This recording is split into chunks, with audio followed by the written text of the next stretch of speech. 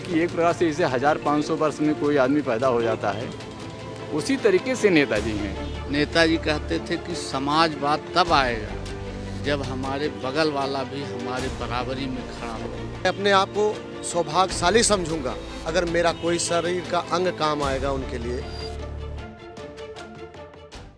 देश के पूर्व केंद्रीय रक्षा मंत्री और उत्तर प्रदेश के पूर्व मुख्यमंत्री मुलायम सिंह यादव पिछले लंबे समय से मेदांता अस्पताल में भर्ती हैं।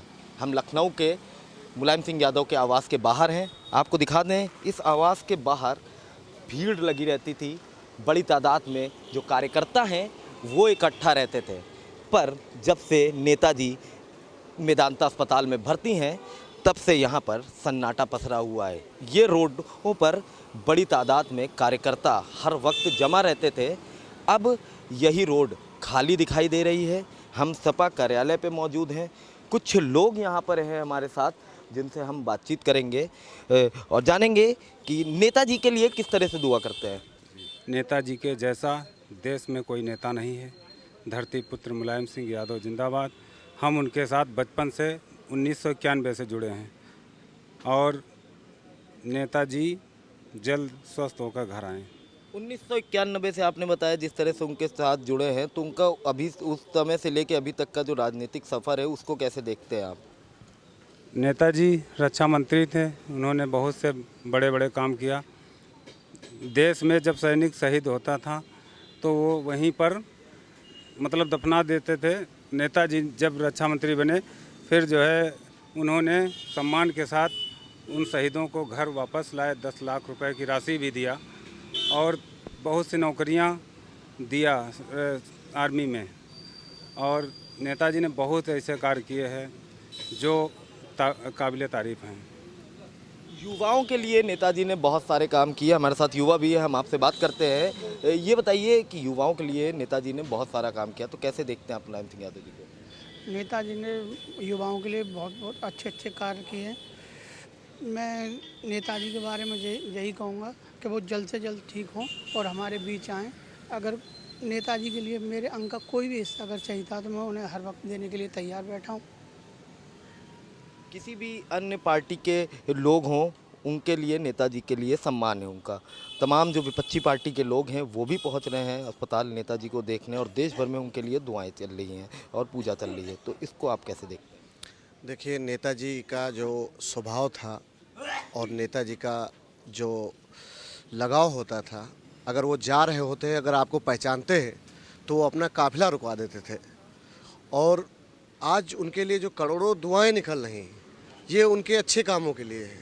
नेताजी हमेशा जो काम किए हैं देश के लिए इतिहास में एक शब्द अंक हो जाते थे कि अंकित किए जाते थे। जैसे शहीदों के लिए अभी बताया गया है कि शहीद के पहले कपड़े ही आते थे उनके परिवार के लिए। जब नेताजी रक्षा मंत्री बने तो उन्होंने सबसे पहले कानून लागू किया कि उनके पार्थिव शरीर को उनके घर सम्मानित के साथ भेजा जाए ताकि उनके परिवार वाले अंतिम विदाई में भी शरीक हो सके और देश उनको सम्मान के साथ अंतिम विदाई दे सके। ये सबसे बड़ा कानून था नेताजी का। उसके बाद कर्जा माफ़ी किसान को लेकर जो आया था तो नेताजी ने ही शुरू किया। सबसे प्रथम किसानों के बारे में सोचने वाले माननीय नेताजी थे। आज उनके लिए करोड़ों दुआएं हो रही हैं और मुझे तो मैं अपने आप को सौभाग्यशाली समझूंगा अगर मेरा कोई शरीर का अंग काम आएगा उनके लिए तो मैं ज़रूर जाऊंगा मेदांता अस्पताल। जैसे कि अभी गाइडलाइन किया गया है कि वहां पर आकर भीड़ को और अस्पताल में जो अन्य मरीज हैं उनको दिक्कत ना हो, डॉक्टर को दिक्कत ना हो, इसीलिए हम लोग यहाँ से इंतज़ार कर रहे हैं। अगर ज़रूरत पड़ गई तो हम लोग भी दिल्ली में जाकर तुरंत अपना कोई ना कोई चीज़ जो चीज़ है वो हम दान करेंगे वहाँ पर। अखिलेश जी अपील भी कर रहे हैं कि लोग यहाँ मेदांता अस्पताल ना पहुँचे, जहाँ पे हैं वहीं से पूजा पाठ करें उनके लिए।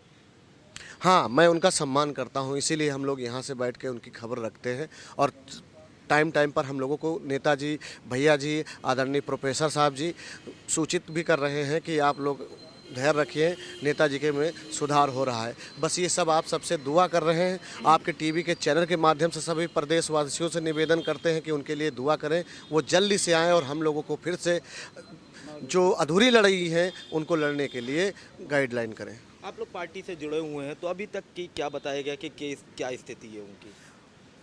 थोड़ी थोड़ी से सुधार हो रही है। अब जिस तरह से उनकी उम्र है उसी हिसाब से उनका इलाज में कोई लापरवाही नहीं हो रही। भैया जी 24 घंटा वहाँ बैठे हुए हैं, तो अब वहाँ पे सुधार हो रहा है थोड़ा देर में। मुलायम सिंह यादव जब रक्षा मंत्री थे तब उन्होंने एक फैसला लिया था कि जो जवान हैं, जो सैनिक हैं, उनका अगर वो शहीद होते हैं तो उनको राजकीय सम्मान दिया जाए। तो इस फैसले को कैसा देखते हैं आप? नेताजी बहुत अच्छे काम किए थे। भगवान से प्रार्थना करते हैं नेताजी को जल्द स्वस्थ करें, और नेताजी की ही देन है कि सैनिक की जो बॉडी आती है नेताजी की ही देन है। ईश्वर से प्रार्थना करते हैं नेताजी स्वस्थ रहें। एक और लोग हैं, नेताजी के राजनीतिक सफ़र को आप कैसे देखते हैं? नेताजी का राजनीतिक सफ़र संघर्षपूर्ण रहा। वो दौर ऐसा था कि सड़कों पर संघर्ष किया नेताजी ने। आज जो नेताजी कह के पुकारा जाता है, आज़ाद भारत में एक ही नेता हुआ और वो मुलायम सिंह यादव। आज़ादी के पहले सुभाष चंद्र बोस थे, आज़ादी के बाद सिर्फ हिंदुस्तान में एक ही नेता। क्यों? वो जन नेता है, ज़मीन से जुड़ा हुआ आदमी, धरती पुत्र इसीलिए कहा गया। और उनके फैसले, एक सबसे बड़ा फैसला उत्तर प्रदेश में पंचायतों में जो पिछड़ों को आरक्षण दिया उन्होंने, उनके ही ज़माने में, पहले मुख्यमंत्रित्व काल में उनके ही ज़माने में आरक्षण लागू हुआ पिछड़ों और दलितों के लिए। बाद में महिलाओं का उसमें अलग से जोड़ा गया। ये सब फैसले ज़मीन से जुड़ा हुआ आदमी को क्या समस्याएं हैं, गरीब वंचित शोषित आदमी को क्या समस्याएं हैं, क्या दिक्कत थे। नेताजी कहते थे कि समाजवाद तब आएगा जब हमारे बगल वाला भी हमारे बराबरी में खड़ा होगा, उसके भी बच्चे भर पेट खाना खाएं, और दाल भात रोटी सब्जी सब। और कहते थे नेताजी, मीटिंग में कहते थे कि असली समाजवाद ये है कि जब तुम अपने गांव में, अपने अगल बगल जहाँ भी तुम्हारी नज़र जाती है, कोई भूखा नहीं सोना चाहिए, कोई अभाव में नहीं रहना चाहिए। नेताजी जैसा दूसरा कोई नहीं अब इस धरती पर आने वाला है। और हम लोग उनके स्वास्थ्य की कामना करते हैं कि अभी नेताजी हम लोगों के बीच कुछ दिन और रहें। 8 बार विधायक रहे, 3 बार मुख्यमंत्री रहे, देश के रक्षा मंत्री भी रहे, तो एक ये बड़ा आयाम है जो उन्होंने हासिल किया है, तो इसको क्या कहें?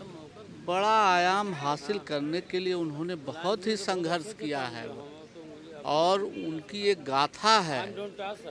अभी हम लोग उसके पहले की गाथा में नहीं जा पाएंगे, लेकिन जब से होश है, जब से जो देख रहा हूँ, उन्होंने जो किया, जो सोच थी उनकी, उसको वो साकार करने के लिए भरसक कोशिश किया, और तब इस मुकाम पर पहुँचे हैं। जनता का बहुत प्यार रहा, और वो किसी एक वर्ग और बिरादरी के नेता नहीं थे, वो सर्व समाज के, पिछड़ों के नेता, पिछड़ा समाज को लेके चलते थे, अल्पसंख्यकों को लेके चलते थे।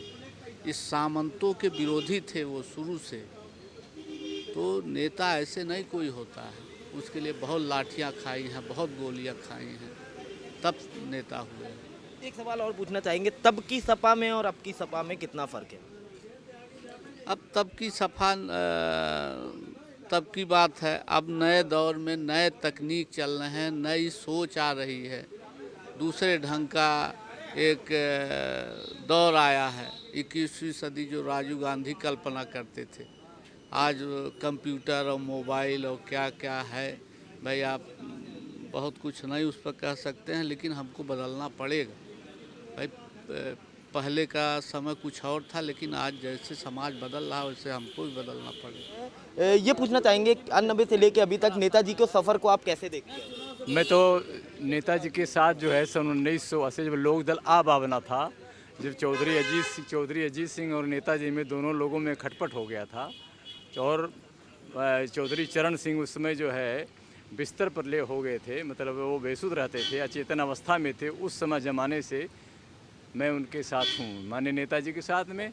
और तब वो उन्होंने जो है, जब वो लोग समझते थे कि अब नेताजी बिल्कुल जीरो हो गए हैं, कुछ ज़मीन नहीं रह गया है, इसके बाद में उन्होंने क्रांति रथ बना करके और पूरे देश में घूम करके डॉक्टर लोहिया के मतलब इशू पर उन्होंने विचारों को लेकर के पूरे प्रदेश का दौरा किया।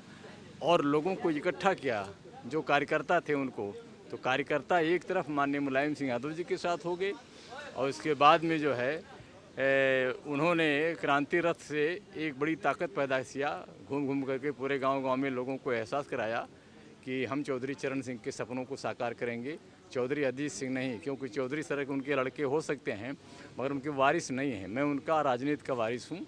और ये कहकर के उन्होंने अपनी राजनीति शुरू किया और छा गए पूरे देश के पैमाने में। और फिर बाद में जो है जब जनता दल बन गया तब माननीय मुलायम सिंह यादव जी के ही नेतृत्व में चुनाव लड़ा गया, अजीत सिंह भी उसी में रहे और फिर 89 में जो है ये उत्तर प्रदेश के मुख्यमंत्री हो गए। और इसके बाद में मुख्यमंत्री रह करके उन्होंने जो काम किया वो सभी लोग जो काम किया उन्होंने बहुत बड़ा काम किया, क्योंकि उन्होंने डॉक्टर लोहिया के सपनों को साकार करने वाला काम किया। जो व्यवस्था परिवर्तन की राजनीति डॉक्टर लोहिया ने देश की आज़ादी की लड़ाई में शुरू किया था उसको पूरा किया इन्होंने, क्योंकि उन्होंने एक ही कलम पर जो है 27 पहली बात तो पंचायती राज विधेयक को लागू करके उन्होंने एक ही कलम से 27% का आरक्षण दे करके जो आदमी गांव में गरीब आदमी था, जो कमज़ोर था, जो बिल्कुल निरीह था, वो मैंने लोकतंत्र उन्होंने समझे कि लोकतंत्र को जन्म दे दिया कि वो कम से कम प्रधानी का चुनाव, बीडीसी का चुनाव, जिला पंचायत का चुनाव, ब्लॉक प्रमुखी का चुनाव लड़ करके वो भी समझने लगे कि हाँ हम आज़ाद देश में आ गए हैं। इस तरीके से जो है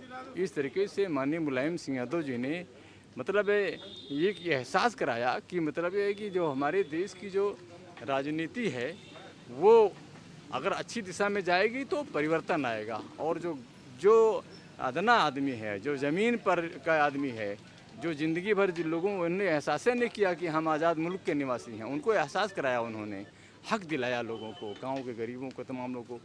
अभी एक बार मैं माननीय मुलायम सिंह यादव जी वहाँ पे माननीय ब्रजभूषण तिवारी जी सांसद थे, उनके साथ हमारी मुलाकात हो गई।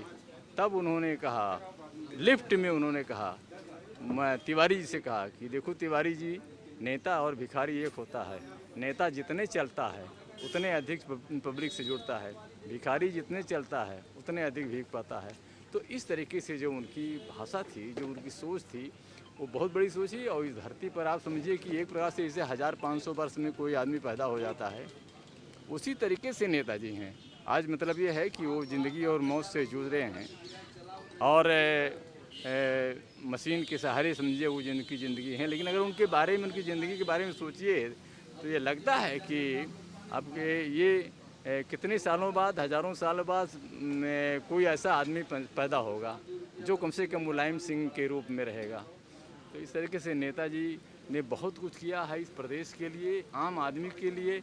उन्होंने एक एहसास लोगों को कराया कि राजनीति परिवर्तन का हथियार है और वास्तव में अगर सच्चे मन से राजनीति किया जाए तो बदलाव लाया जा सकता है देश में। गरीब को एहसास कराया उन्होंने, कमज़ोर लोगों को एहसास कराया कि ये है कि अंग्रेज़ों के जाने के बाद में तो इस तरह का राज होना चाहिए। फिर सरदार भगत सिंह तो ये सोचते थे कि हम जो है ये क्रांति इसीलिए नहीं करते हैं कि हम, क्रांति का मतलब ये नहीं होता है कि बंदूक और पिस्तौल चला करके लोगों की हत्या किया जाए। उन्होंने कहा था कि मैं ये जो लड़ाई में लड़ रहा हूँ ये परिवर्तन की लड़ाई लड़ रहा हूँ और ये ना मेरे जन्म से शुरू हुआ ना मेरे मरने के बाद में ख़त्म होगा। तो वो लड़ाई मुलायम सिंह यादव जी लड़ रहे हैं। गांधी और लोहिया के सपनों को लेकर के उन्होंने जो राजनीति शुरू किया था उस राजनीति को उन्होंने कायम किया। बीच में वो ख़त्म हो गया था मगर माननीय मुलायम सिंह यादव जी ने सन 1992 में उन्होंने जो समाजवादी पार्टी का गठन किया और समाजवादी पार्टी को गठन करके और लोगों के अंदर एक उम्मीद जगाई। जो तमाम समाजवादी डॉक्टर लोहिया के साथ थे, जो सो गए थे, जो एकदम उम्मीद छोड़ दिए थे, वो फिर से वो जो है चारपाई पे उठ के लोग मैदान में आ गए। जब माननीय मुलायम सिंह यादव ने झंडा बुलंद किया डॉक्टर लोहिया का समाजवादी पार्टी बना करके 1992 में, तो तमाम लोगों को बड़ा हौसला, मतलब उनका सीना चौड़ा हो गया कि हाँ कोई एक आदमी है जो पूरे देश के समाजवादियों को इकट्ठा कर सकता है। एक सवाल और पूछना चाहेंगे आपसे। आपने जैसे बोला कि हम काफ़ी समय से उनके साथ हैं, तो कुछ ऐसी कहानी या कुछ ऐसी यादें जो लोगों को ना पता हो वो आप बता सकते हैं? जैसे अब ये जो चीज़ें हैं, तमाम ये चीज़ें हैं जो हम बता रहे हैं, जो माननीय मुलायम सिंह यादव ने सरकार में आने के बाद में जो किया है, यही उनके मतलब जीवन की सबसे बड़ी उपलब्धि है। सन 77 में बड़ी बात उन्होंने किया। सन 1977 में इंदिरा गांधी की तानाशाही हुकूमत में देश में तानाशाही लागू हुआ और जेपी जयप्रकाश नारायण का एक आंदोलन चला पूरे देश के पैमाने पे, उसके बाद में परिवर्तन हुआ, सरकारें बनी, लोग जेल में, लाखों लोग जेल में चले गए थे।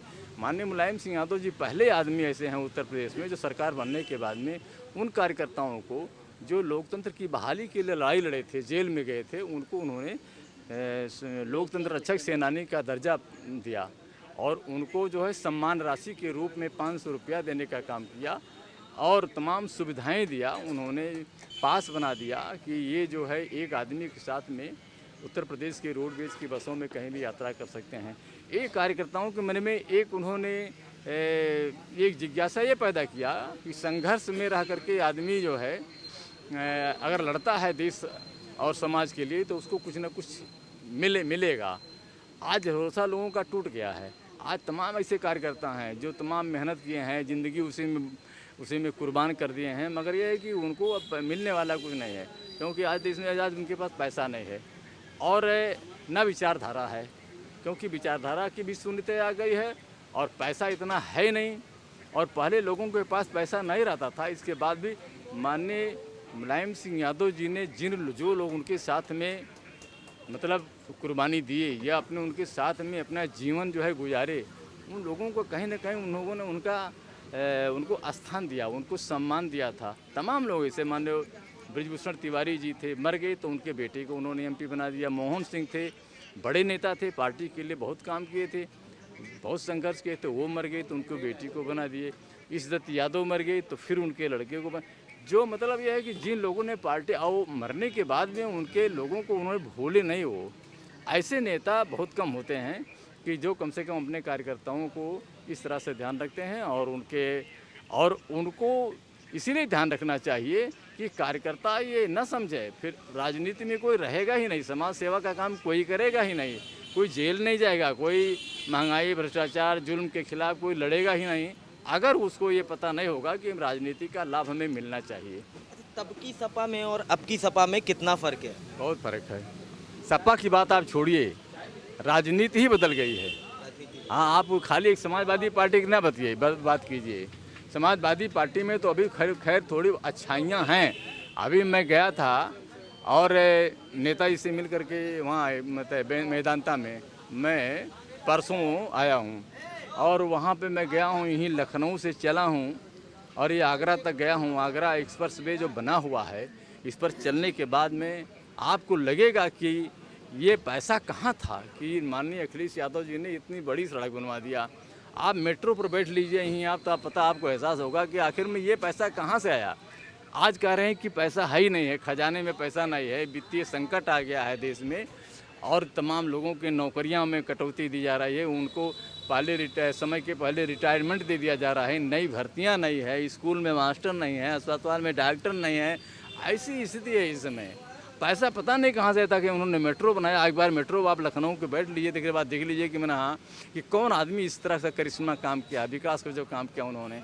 आप गोमती रिवर फ्रंट को आप देख लीजिए, जहाँ गंदगी थी आदमी जा नहीं पाता था, उसके पैर अगर नीचे तो नीचे गंदा पड़ता था। आज उस गोमती को देख लीजिए, इतना बढ़िया कमनिया है कि हम लोग शाम को घूमने जाते हैं, टहलने जाते हैं।